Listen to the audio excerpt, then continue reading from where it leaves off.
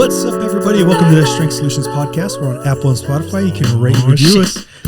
All back from Spain. And also, we're on YouTube. Leave a comment down below. Like, subscribe. Our website is strengthsolutionspodcast.com. We got free blogs, free guides, and programs for purchase. Email strengthsolutionspodcast@gmail.com. Social media, Strength Solutions Podcast, Facebook, TikTok, and Instagram. I'm Strength Solutions Edwin. I'm Strength Solutions Nathaniel. Okay, bro. I had a long time on the plane to just think. And I was just like sitting there, crunched up in my economy seat because I couldn't move my arms. Yeah. Not because I was doing the thinker. I was just fucking stuck. Yeah. Why do they call that the thinker pose? I don't know. Because it doesn't, when I think, Well, I don't look down. What are you talking about, bro? Every time that I'm thinking, I take off all my clothes and I put my fist on my forehead like this. No, like when you think, you always like look up. Yeah, you're right. You do that, right? You go, Kind of like, That's you're trying to search into your brain. I'm accessing the cloud. The OneDrive. So on this plane ride, I was thinking of a lot of things and relating it back to fitness. And I was thinking about the economy and the world itself and people itself. And not one thing in life is really answered by one metric. Mm. And so I want to talk about metrics in fitness. Okay.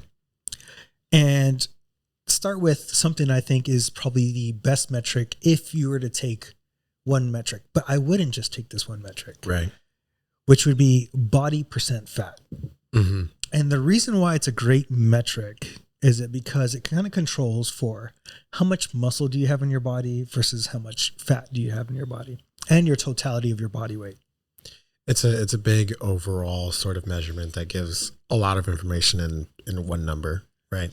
I was talking to an old friend the other day, and we were kind of talking about fitness and stuff like that. And he's relatively new.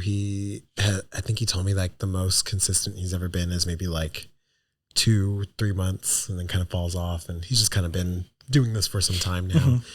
So I was explaining to him certain things and kind of going against some of the things that he had heard, and one of the things that we talked about was body fat percent and how important it is as opposed to weight or all those other things, because like you said, it just gives a bigger picture. Yeah. What I really dislike body percent fat is you can have a really low body percent fat and be unhealthy. And you can have a little bit higher than above normal, quote unquote, and still be healthy. Right. Yeah. Right. So it's a good metric, probably the best metric on if you're doing single. If you're just doing one. But you got to take the totality of what somebody does. So how do they feel? How does their clothes fit? Right. That's another metric, right? Because you got the waist to hip ratio. Right. And that tells you a lot too, because if your waist is a lot bigger than your hips, you tend to have more likely diabetes or any other disease. Yeah. Out there. In terms of like health metrics, I usually say that the waist to hip ratio is probably one of the better ones, right? It's been correlated the most with diabetes, high blood pressure, any metabolic condition, right? Heart disease, stuff like that. And so I usually tell people, if you're looking at health in general, right, that's probably the one that you want to look at. If you're looking at health plus some aesthetics, the body fat percentage is maybe, one of the other ones to look at too. Yeah. Let's talk about another metric. Your mom. Oh, no, I'm just kidding. Yeah, I'm just kidding. Let's talk about the metric of people around you, right? So this is like a subjective. Okay. Right. So this is something that people don't think about. How do people see you physically, right? Are they telling you, are you getting leaner? Do you look a little bit better? Oh, you're standing a little taller. You look a little stronger. Yeah. That's a metric too. A lot of people take subjective things. And this goes with also, how do you personally feel?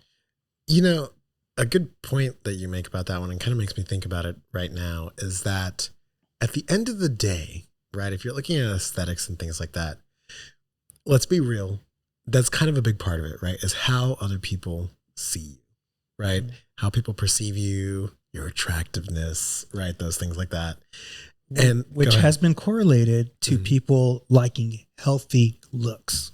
Yes, right. Like more more muscle, right? You know, new word, muscle. I was going to say musculature. I stopped it early. Okay. Yeah. And, you know, yeah, like more muscle mass, et cetera, things like that. Healthy body fat. The thing that's so funny though, is that I find that when people tell you, hey, you look really good, or are you losing weight? I feel like a lot of people don't really hold that in a high sort of perspective for themselves. Mm-hmm. In fact, I've heard way too many times that you might tell someone like, hey, you're looking really good. And they'll immediately be like, oh, well, I'm still the same weight. I'm not losing any weight. Or, you know, oh, yeah. Literally happened to me today. Yeah, I might look good, but look at my body, look at my belly, right? Mm-hmm. And they like immediately kind of take that one down. When the reality is that's what you're looking for the most, right? But they still put the weight on the numbers. You know, yeah. It's so weird. It's an odd perspective to have, you know. Dude, I got told that. You said that happened to you today? Leaner. And I was like, I actually weigh the same. You know what that tells me is I have less inflammation in my body. Mm-hmm. I gave my body a break. Yeah. Which probably gave my skin a break and inflammation a break. And I look healthier. Yeah. You know, and I just don't have gut inflammation because my body was able to relax and release the cortisol. Mm-hmm. Yeah, it's just funny how people don't care, man. Don't care. It's whatever the number says. Another good metric is total strength. Mm-hmm. Nobody talks about that. So there's longevity studies and stuff like that. And grip strength is used a lot. It is. Right. And it's because strength correlates very well with a long lifespan. Because if you're strong, you're able to do things and you're able to do it because now you're independently of others. Yeah. I agree with you on that one. And I was talking to my friend again the other day and whoa, you can't have any other friends. Yeah, just only one. Only one. It was the same person I was talking to earlier. And I was telling him that for the next like few weeks, I was like, look, all I really want you to focus on is just getting in enough protein and making sure that you're getting stronger. Mm-hmm. And I was like, I just want you to be, you know, putting on an extra 5 pounds on your lift, move the stack on the machine. As long as that's going up right now, that's all I want you to pay attention to. We can deal with the weight loss and all of those things later on. But right now, I just need you to do this. And it's funny because he was like, well, I'm not trying to be like big. You know, I'm not trying to get giant or anything. And I was like, no, I know.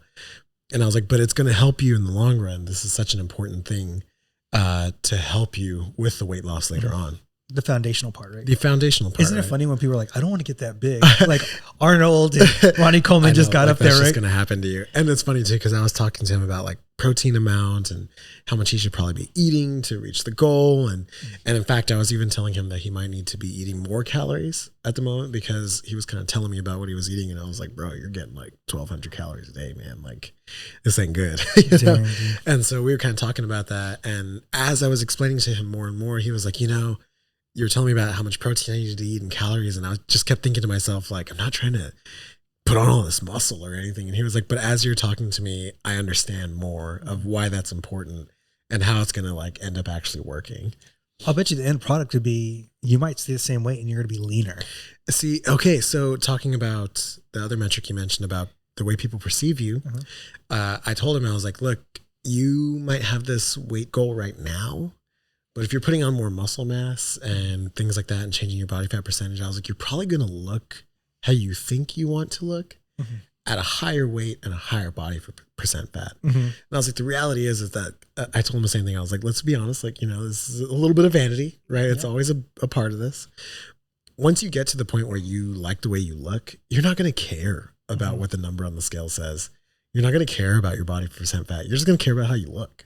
And that's going to be the main thing at the end of the day. You know? Yeah, dude. At the end of the day, take every metric. And at certain parts of your life, certain metrics may mean a little bit more than others, but don't harp on one. Yeah. Just like when people talk about money as the only metric, money won't buy you happiness. No. Money won't give you more family time. It could, but if you keep on chasing it, it's going to just sap it away, right? Sap it away. And I think the thing too, in your metaphor that you were just using, as well as in fitness, these metrics will change in importance, right? If I'm trying to just get stronger, okay, then maybe I'm probably not going to care about my body percent fat as much, right? I'm just going to care about my strength ratio. Aren't you kind of going through that a little bit? A little bit right now. Yeah. So I have a few more weeks of doing this now, and I'm gonna be real honest, I'm pretty ready to be done because I just feel big right now. And my body percent fat has gone up. You know, my weight has gone up a little bit more, but am I getting stronger? Fuck yeah. And right now, that's all I kind of care about. You know, but then when you go to the UK, you got to look good. yeah. Or else they're going to be really mad at me. You know, this guy can't even fit through the door. It's hilarious. It really is like that. Like the last time I went, it was like comical to the point where they were like, how the fuck is he eating so much? Like they were like concerned about me. Bro, so I was eating tapas in Spain. Ooh, tapas. And other stuff. And I was like, how the fuck do they survive with no food? Bro, yeah. But I quickly, as I wasn't lifting and I was walking more, my metabolism dropped and my hunger dropped. So maybe that's and how. And then having alcohol kind of fills you a little bit. And then it just... Is it the same there where like alcohol is like cheaper than water? No, it's pretty similar. Okay. Yeah. Yeah. But I mean, they drink alcohol from like 9 a.m. until night. No wonder they need a siesta. Dude, I was at one damn day, bro. I need a nap too. One restaurant and bro, this guy walks in, orders a wine, chugs the wine, pays for the wine, and walks out. God damn. I was like, damn. You know what's funny, bro? Is that if you were here in America and you did something like that, people would be like, dude, you got a problem. Or you're like, you know, you shouldn't need to go do that. You know, over there, it's just, that's fucking normal. It's normal. Yeah. It's normal. Did he smoke like 5 cigarettes after really fast? Dude, there's cigarette butts everywhere. He had them lit all at the same time like a cartoon character. So I was over there. Yeah. And hold on, tell us where you went. I went to Spain. I was in Madrid and Valencia. Had different foods and stuff like that. I went to a cool aquarium. Did you eat any octopus?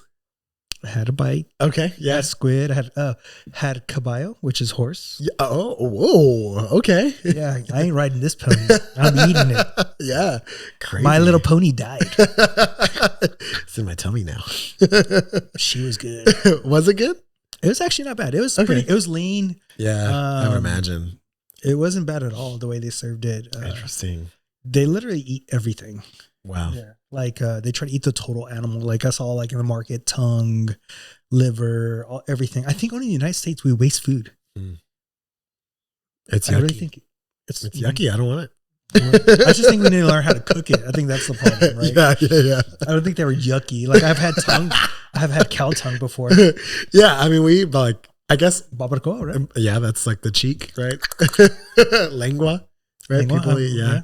Tripas. Ugh. But I just think, why are we wasting so much of these other parts of the animal? You know what? You're right. I was watching this show for a little while. I just kept watching it on YouTube. Andrew Zimmerman, he used to go around and look at like different foods of different cultures and stuff like that. Like he was essentially like a travel person, but through food. Yeah. And you're right, dude. Like it was so interesting to see all the different types of foods that all the cultures eat. Like they'll, eat the fucking, dick and balls, or another thing too, is that if there was a food that they couldn't eat because it was maybe, like maybe there was too much levels of something in it. So it was poisonous or it would cause sickness or whatever. They would ferment it, and they would leave it out there for days and weeks and years sometimes. And then they would eat that shit. And I was just like, dude. And it was because we survived back then. Yeah, it's because they didn't have storage processes, right? They didn't have a way to keep things cold or salt them or whatever. So they just like did whatever they could. And it was so interesting to see how it like you said, seeing kind of human like history, through food. It's really interesting. And then you come to America and they're like, let's shred up the whole chicken and turn it into a little bun, little nugget. Delicious. Yeah. Just make sure when you're Europe, guys, that you don't have to go pee. Because you got to pay for it, right? Yeah, you got to put a little coin in it. Well, if there's one around. If there's not, you got to go to the restaurant and buy something. Oh wow! So what do people do then? Do they just like piss and shit on the street? Nuh-uh. Yeah, bro, no dude, way. My neighbor told me. Our ex neighbor, he was like, dude, there's a guy just shitting on the ground. Picked it up, with a plastic wrap and threw it in the trash. Like a dog? Yeah. Bro. You just carry around your own doggy bag?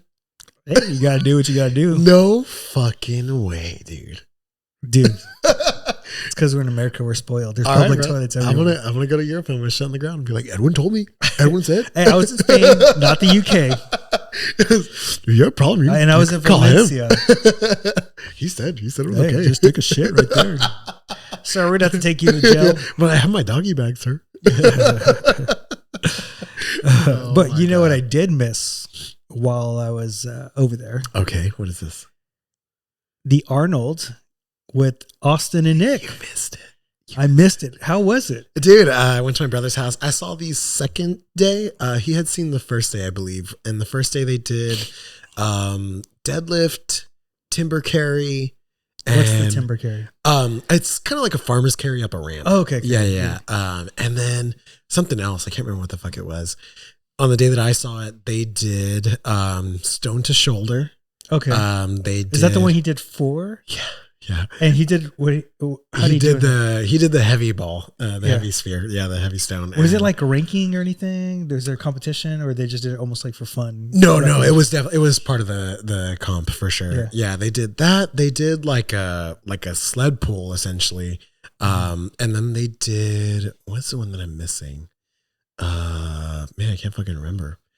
But those two were the ones that I saw for sure. Yeah, and the stone to shoulder. There was 2 stones. One of them was for the guys. I think that one of them was 350 and the other one was 405, I think. Lightweight. Yeah, easy shit. It's a stone, so I would roll it. Yeah, why are they trying to put it on their shoulder? It's so dumb. Yeah. Really stupid. Use your brain, guys. And so the way that one worked is that if you lifted the lighter stone, accounted for a point, 1 point. If you lifted the heavier stone, accounted for 10 points. Ooh, he had 40 points? Yeah, dude. And it was just about how many times you could do it, right? Who could get the most points. And obviously, you'd have to lift the light stone 10 times to lift the heavy one once. So yeah, bro, he was fucking stoppable, man. Like, it was insane. How do you do, like, overall? Overall, I think he took 4th, which is higher than he placed at Strongest Man on Earth. He placed 5th there, and he took 4th on that one. Who beat him? I think the top 3 were Mitchell Hooper, of course, because he fucking wins everything. Gotta take him out. I know, bro. Yeah, you're done, man. Come on, leave. Yeah, leave. I think it was Mitchell Hooper. I think Hafthor took 3rd. Take that guy out too. And isn't that guy retired? Hafthor, he's old as fuck, man. Yeah, he's been doing this for a long time. He has crazy good strongman genetics. He does. Yeah. And I can't remember who took 2nd. It was either, I think it was one of the Stoltmans. I think. Don't quote me on that. But I know for a fact. Coding you right now. Yeah. You said it. That's what that meant. I should look it up. But I believe those are the standings. Mitchell Hooper won. How did our other boy do? Nick, so there was, I think, 10 competitors. The last guy, why can't I think of his name right now? He's French. Sacre bleu. I can't remember his name. He had a weird day, or like a weird comp. He didn't pull the deadlift. He bowed out of another one. He kind of did another one, and then he pulled out of the thing altogether. Maybe he wasn't feeling good. Yeah, it must have just been something up. Nick he took last place.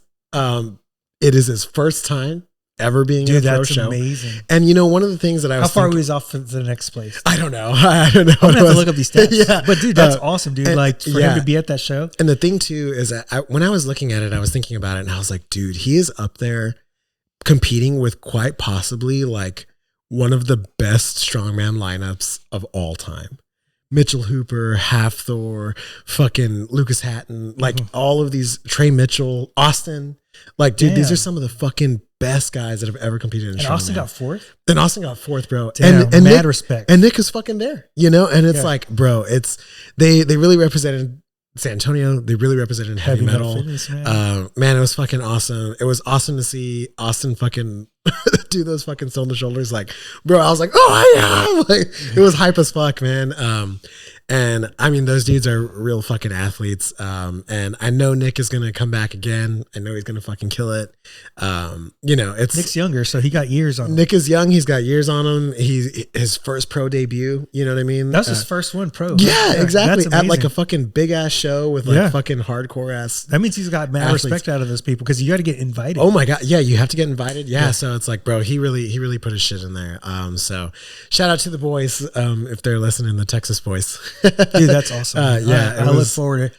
I want to go travel and support him one time. I want to go too, man. It looked like it's fucking super fun. And then you're at the Arnold, right? So that's not the only thing that's happening right there. Have everything going on. I don't care about the other stuff.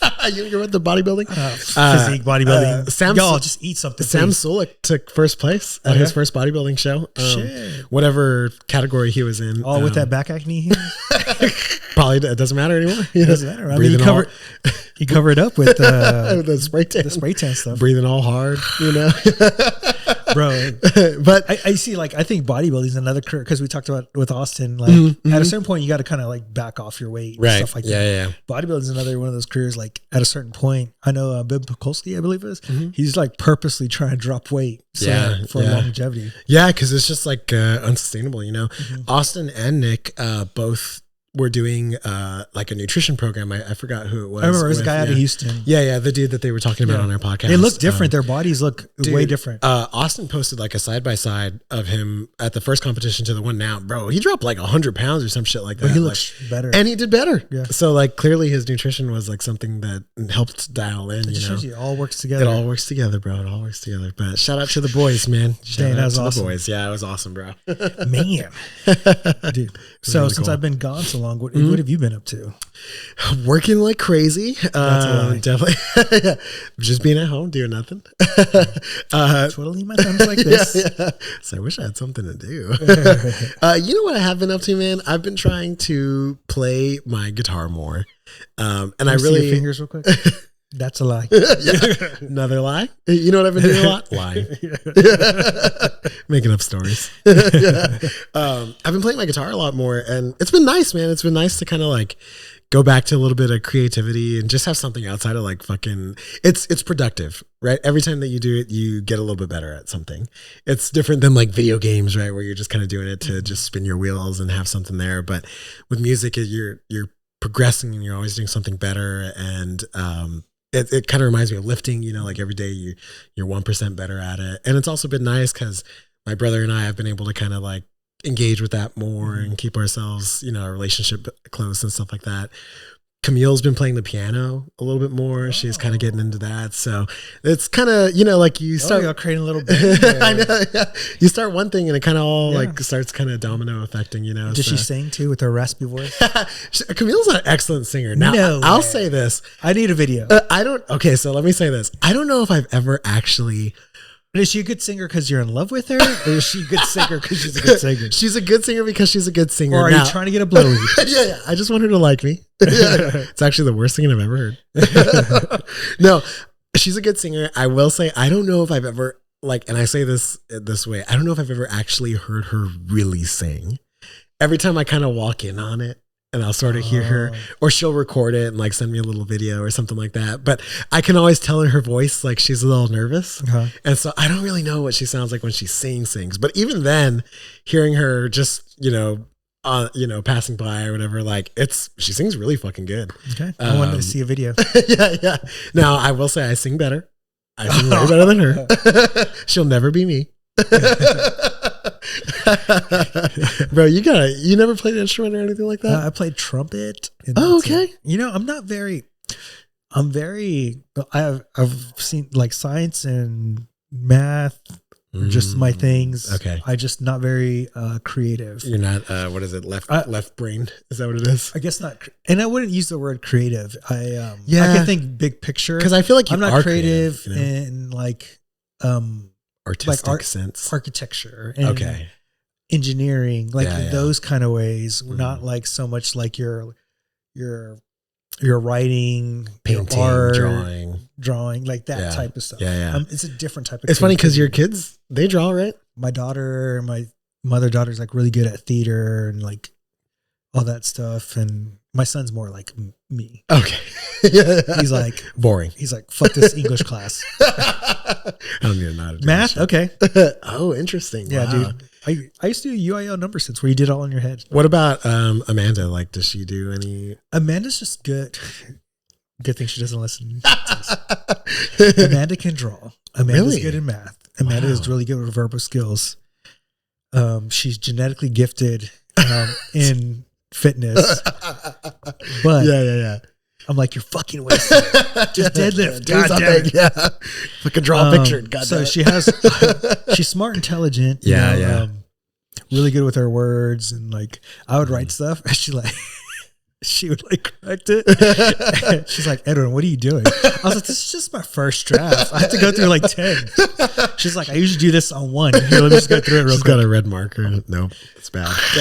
Just erase the whole thing. Just start over. I know what you do. You go, teacher, what can I do? How do I get extra credit, teacher? I'll do whatever it takes. How can I make you happy? I'll say after class.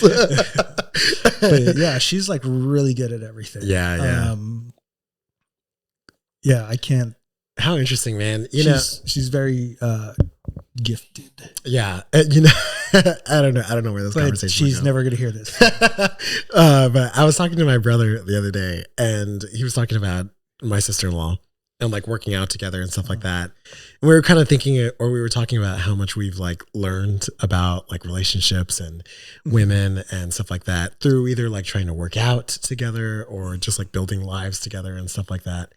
And he was like, sometimes I just get more confused, like as time goes on, I just feel like I get more and more confused about it. And I was like, yeah, I get it. I was like, I feel like, I've learned a lot. I've come to understand some things. And I was like, in the things that I don't understand, I just let them go. It's like, cause I'm just not going to understand it. We have completely different brains. Yeah. We have completely different brains. And while maybe they might understand my perspective and I understand theirs, it's never going to change. Mm-hmm. And so you just got to kind of just step back. And it's funny. I was talking to one of my clients today and he was saying that this this weekend is him and his wife's 25th wedding anniversary. Mm-hmm. I was like, wow, dude, that's a fucking quarter of a century, man. I was like, I'll be 10 years there. That's crazy, man. And I, I was like, what's the secret, dude? I was like, what do you need to do, to do it all? And he was like, well, he's like, she's really tolerant of me. I'll give her that, and he was like, but I think that the main thing I would say is just let things go. And I was like, whoa, I was just talking about that. And he was like, yeah, like all the little shit you think that matters, like it just doesn't, in the grand scheme of things. And he was like, I was like, yeah, like if the dishes aren't washed, you just let it go. And he was like, you know how it is. But it was funny to hear that from him. Someone who's been married for 25 years. He said they've been together for like 30 pretty much with one person, like that's work, bro. Like relationships are hard, man. Easy. It's the easiest thing I've ever done. Yeah. Especially when you can sing as good as I can and you sing better than your partner. Yeah. We're having a singing competition. Karaoke night. Solutions karaoke night. Do you do karaoke? How drunk do you have to be? I'm gonna be pretty drunk. Oh, no. I'll do dancing. Oh yeah, you're right. You are fucking really good at dancing. Yeah. So. Amanda, can she karaoke? Never heard her sing. No way, bro. She doesn't really sing. You have to ask her today. All right, can sing me a song. Twinkle, twinkle. Yeah, I haven't heard her. Damn. What? That's I can tell you I'm crazy. a better dancer than her. Okay. Yeah. Oh yeah. Because well, and I can attest to this because when we were out at our friend's wedding, Thomas's wedding, she was like, "Bro, you're tiring me out. You're like a battery, bro. You could just dance all night." I'm energizer bunny, and I keep going and going and going. He was twerking. He was crumping. Stupid. That's the stiffest crump I've ever seen, bro. Well, it's my first crump, bro. It's my first draft. I get better as the night goes on. I need 10 drafts. 10 draft beers. Yeah. I'm gonna crump all over the place. I might even crap all over the place. Oh, dude. Since we're a fitness podcast, we'll end on fitness. Let's again. go. Okay. So, what is something that people can do that would make an immediate impact that isn't a big thing? Okay. I'm going to take a page out of a conversation I just had, same one that I was talking about. We were talking about diet and like, these big changes that everybody tries to make and all these things. And, I'm giving him like a protein amount, right? You got to get this much protein and I want you to get this much calories and stuff. And one of the things I told him is I was like, look, dude, this is a long-term goal. I was like, this is a goal that maybe I want you to have in 6 months. I don't want you to start tomorrow and try and start getting 150 grams of protein and 2,500 calories, so you're going to die. You're not going to do it. And I was like, what I want you to do though, start making little changes, try and add in a little bit more protein every day. Hey, maybe this week you focus on 10 more grams of protein, right? Next week you maybe add another 5, right? You just kind of build up like that. And we got into another conversation. He was like, usually I have like 4 slices of pizza. But the other night we got it and I had 3 and I was like, beautiful, dude. And I was like, look, man, you're doing it right. I was like, you need to make these like little tiny small changes that over time will amount to calories lost, protein higher. And I was like, what it should feel like is that you're not making any changes at all, right? They should be so minuscule that it's not so much different. Don't restrict yourself. If you want a burger, go get the fucking burger. Just have half of it and have the other half the next day. Or don't eat 7 of them. You know what I mean? Like, and so I think if I had to say anything, it would be portion control and just subtracting like 10% of whatever it is. If you could do that, that's a lot of change over time.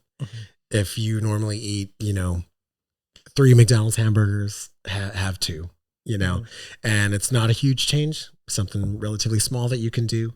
And I think that that's a really good piece of advice that I would give. What about yours? Well, before I go to mine, I want you to look up a 8-ounce grass-fed ribeye. 8-ounce grass-fed ribeye. Okay. Are you telling me to look this up because you're going to buy me one? Well, first of all, so I'm doing the conventional one, right? And it's 54 grams of protein, right? Okay. How many calories is it, though? That's the question. Calories. It's 661 calories, right? Okay. Yeah. This is something small and things that you can do to help nutritionally, right? Because you talked about food. You literally, if you want to lean out, is go from regular conventional meat to grass-fed meat. So what does it say for you on the grass-fed side? So 8-ounce grass-fed ribeye steak can have between 445 and 661 calories, depending on the brand and the cut. Grass-fed ribeye steak is high in protein and unsaturated fats. It's also a good source of monounsaturated fats.